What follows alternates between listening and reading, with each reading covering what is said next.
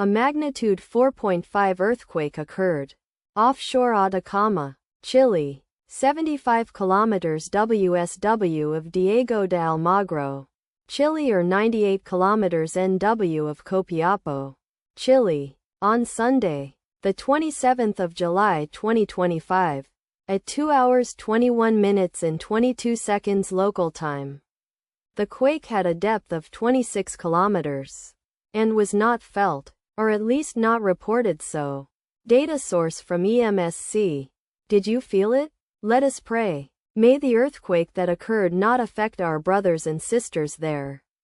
May the earthquake not happen again. And may God protect everyone. Amen.